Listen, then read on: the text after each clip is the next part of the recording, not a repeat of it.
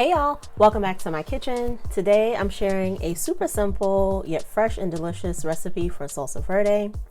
As always, the recipe will be listed in the description box down below. Without further ado, let's cook. I'm going to be making mine a little spicier than usual because I already have some store-bought mild salsa verde, but I really wanted to make my own and have it on hand, so I'm using a little bit of extra spice today, but as always, the recipe will be listed down below. Let's cook. So I'm starting out with some tomatillos. I have 3 jalapenos here, one of which I roasted in the oven at 425 degrees. I have 2 serrano peppers, one of which I also roasted.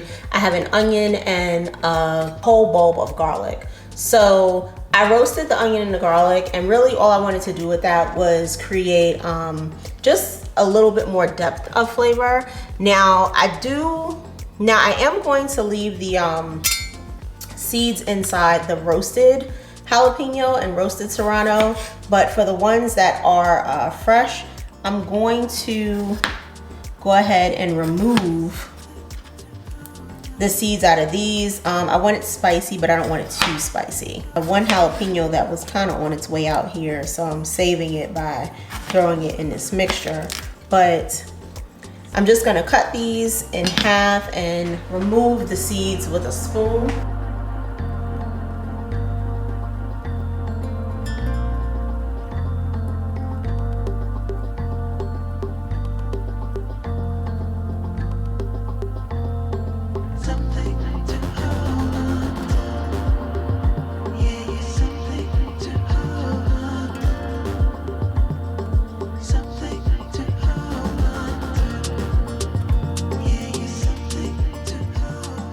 Just be mindful that if you're doing this without gloves, you want to make sure you wash your hands really well and try to keep your hands out of your face for the remainder of today.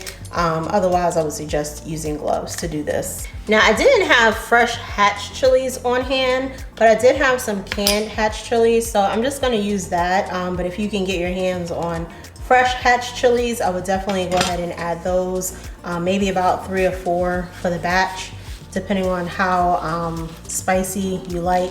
I don't think hatch chilies are super spicy, but you know, depending on how much of that flavor that you do like determines how much you want to add in there. I think I'm using about 1.5 cans, which might be the equivalent of about 4 or 5.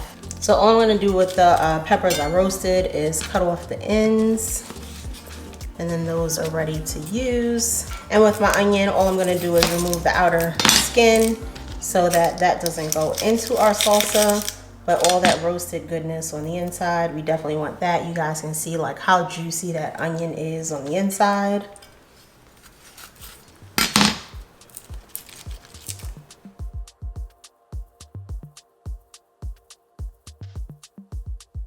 And then for my tomatillos, all I'm going to do is cut off this little edge piece. You don't have to do this if you don't want to,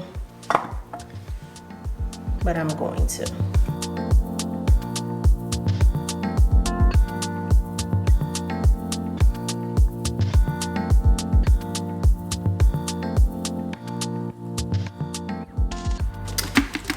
And then all we're going to do is add the ingredients to our blender and start to blend them up.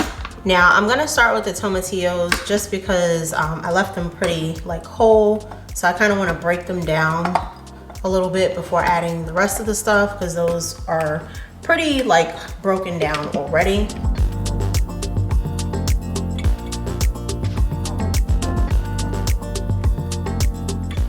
So now that the tomatillos are broken down, you just want to be like cautious too of how much you blend and how high, because ultimately you don't want, well maybe you do.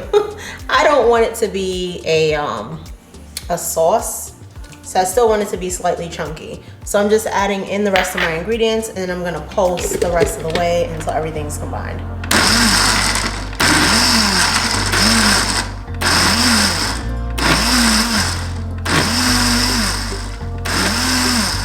Then just a quick blend on high.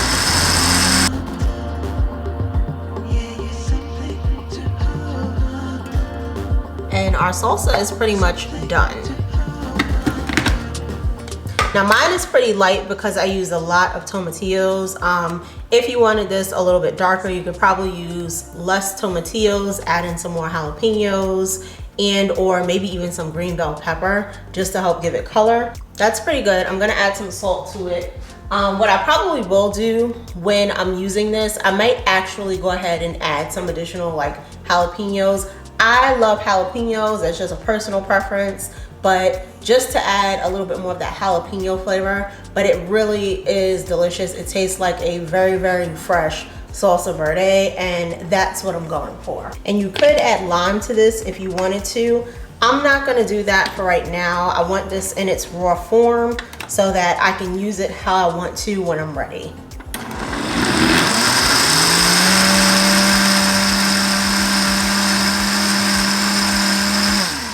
And it has like just enough kick. I'm sure if I ate like a spoonful, I would taste more of that spice, but it has just enough kick for me with those seeds from that serrano and that jalapeno pepper in there. So I'm just going to spread this out into into some containers and possibly some little baggies, and I'm going to freeze most of this up, and I will put a small portion in the refrigerator to use over the next couple of weeks.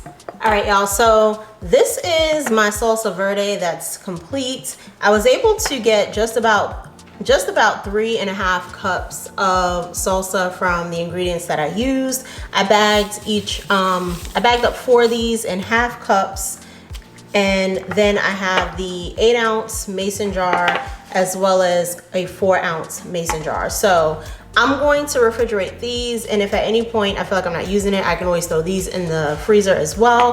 But I'm going to freeze these, and these will be ready for when I'm ready to use them. I hope you guys enjoyed the recipe. Please hit that like button and subscribe down below. Leave me a comment, and I will see you guys in my next video. Thanks for watching. Bye.